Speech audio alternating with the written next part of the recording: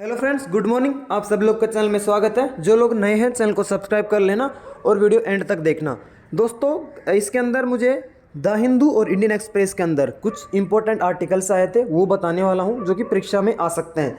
तो मुझे काम का क्या लगा वो अपन कवर करने वाले हैं। 4 से 5 न्यूज़ आइटम्स रहेंगे, लेकिन बहुत इंपॉर्टेंट है, एग्जाम में आने की बहुत संभावना है। ठीक है, चलो स्टार्ट करते हैं। सबसे पहले अपन देखते हैं सबसे important, India 6 vaccine launch from ADB and AIB.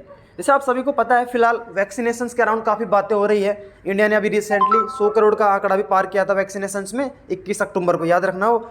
तो इसके लिए और वैक्सीनेशन को प्रोग्राम को आगे बढ़ाने के लिए हमारे देश ने एडीबी और एआईबी जो मल्टीलैटरल फंडिंग इंस्टीट्यूशंस हैं, ठीक है, ADB Asian development bank Manila based है, ठीक है, ये 1966 में एस्टेब्लिश हुआ था।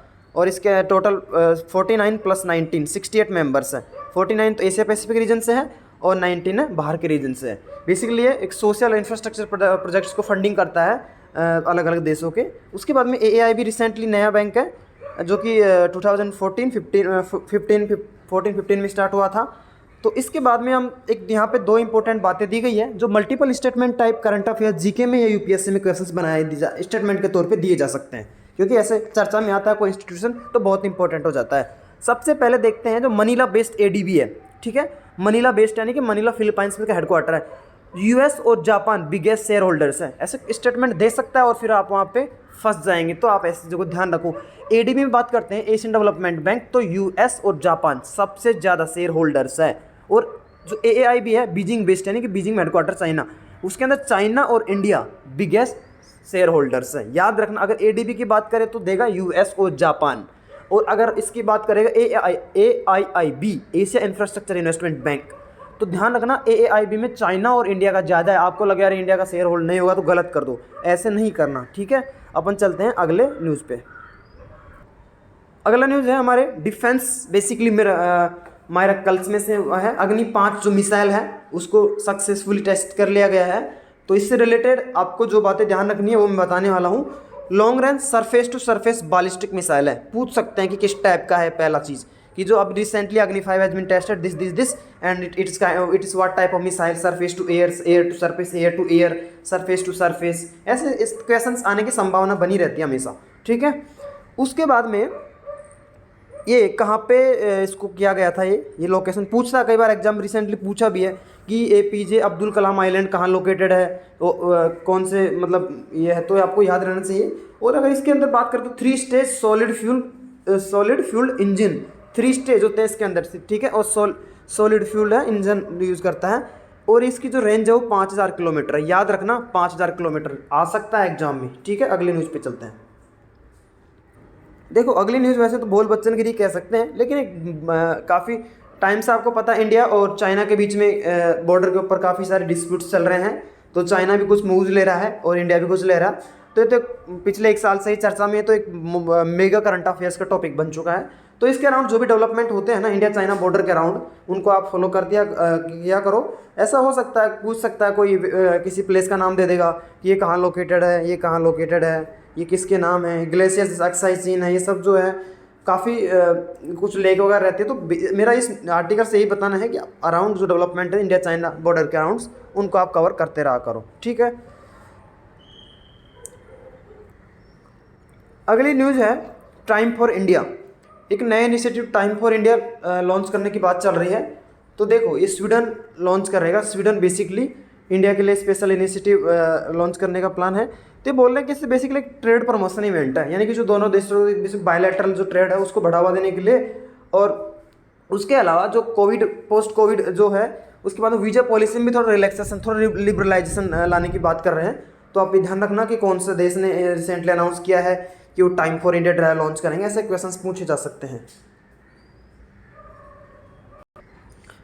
जैसे आप लोगों ने रिसेंटली देखा होगा कुछ एग्जाम्स में क्या एक नया ट्रेंड सेट हुआ है कि जो एक्ट्स होते हैं न्यूज़ में या फिर बहुत सारे मिससेलेंस एक्ट चर्चा में रहते हैं, जो न्यूज़पेपर के कई न्यूज़ आइटम में आर्टिकल में मेंशन किए जाते हैं, और वो एग्जाम में देखे कभी कभी तो जो अगर प्रोमिनेंट अगर एक्ट है जैसे आरटीआई तो उसका एक सेक्शन देके पूछ लिया जाता है, या फिर अगर वो थोड़ा प्रोमिनेंट एक्ट नहीं है तो उसके अंदर सिर्फ एक्ट का ईयर पूछते हैं, ठीक है। जैसे कुछ दिनों पहले चार्टर्ड अकाउंट जो एक्ट था उसका ईयर पूछा था। तो इसी तरीके से उनमें से ऐसा ही एक ये न्यूज़ है, तो मैंने आपके लिए कवर किया। भी आपको पता सेंसस 2021 की भी बातें चल रही है, उसके अराउंड भी एक्सरसाइज सेंसस भी कंडक्ट हो रही है, तो उससे रिलेटेड जो मुद्दे हैं, उससे रिलेटेड जो जुड़े हुए जो टॉपिक्स हैं, वो अपने आप में इंपॉर्टेंट हो जाते हैं, और न्यूज़पेपर वाला मेंशन करता है तो और भी ज़्यादा इंपॉर्टेंट हो जाता है, और एग्जाम के लिए वो एक फेवरेबल टॉपिक बन जाता है। तो वैसा ही एक एक्ट है basically, registration of births and deaths act, RBD act है 1969 का। ठीक है, यहाँ पे इन्होंने सेक्शन 3A का भी मेंशन किया है, तो अपन देख लेते हैं क्या बातें करी गई इसके अंदर। काफ़ी इंपॉर्टेंट एक्ट है UPSC के लिए तो स्पेशली। देखो इसके अंदर तो हर एक बात जो लिखी गई है ना वही इंपॉर्टेंट है, तो पूरा आर्टिकल ही अपने को देख लेना चाहिए, छोटा सा आर्टिकल है। खैर चलो स्टार्ट करते हैं। देखो इसके अंदर सबसे पहले तो एक सेक्शन 3A इंसर्ट करेंगे इस एक्ट के अंदर, जो बेसिकली क्या बताएगा। इसके अंदर दिया गया है, एक्ट में होगा प्रोविज़न कि जो रजिस्ट्रार जनरल है वो नेशनल लेवल पे डेटाबेस मेंटेन करेगा डेथ्स और बर्थ्स का। ठीक है, और उसको यूज़ किया जा सकता है with the approval of central government. अगर सेंट्रल गवर्नमेंट अप्रूवल देता है तो उसको पॉपुलेशन रजिस्टर, उसको अपडेट करने के लिए पॉपुलेशन रजिस्टर आता है, सिटीजनशिप एक्ट 1955। उसके अलावा इलेक्टोरल रजिस्टर्स और इलेक्टोरल रोल्स जो कि रिप्रेजेंटेशन ऑफ पीपल एक्ट 1951 के अंदर आता है। आधार डेटाबेस जो कि आधार एक्ट 2016, आधार एक्ट 2016, आधार का ईयर पूछ सकते हैं एक्ट का। उसके अलावा ration card database prepared under the national food security act 2013। उसके अलावा passport database under the passport act. उसके अलावा इसमें जो है driving licence under the motor vehicles amendment act 2009 and other database at the national level subject to provisions of section 17(1)(a) of the RBD act 1969।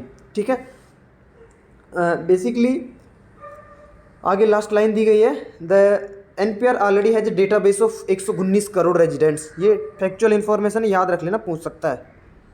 उसके बाद में जो last चीज़ है, and under citizenship act rule 2003, ये basically ऐसा बोला जा रहा है कि एक नेशनल रजिस्टर ऑफ सिटीजन्स की तरफ एक स्टेप कह सकते हैं, एक फर्स्ट स्टेप। ठीक है, तो मुझे लगा कि एक्ट काम का है तो मैंने कवर कर लिया। आने वाले 1 साल में तो चर्चा में रहने वाला ही है। कह रही तो बहुत इंपॉर्टेंट एक्ट है। जब अमेंडमेंट होगा इसके अलावा और भी कमेंट्री चलेगी बाल बाय बॉल, तो उस टाइम भी अपन देख लेंगे। तो आपको अच्छा लगा वीडियो सब्सक्राइब कर लेना, और नए लोग सपोर्ट करते रहो और ऐसे वीडियो देखते रहो। बिजनेस लाइन का वीडियो आने वाला कुछ टाइम में।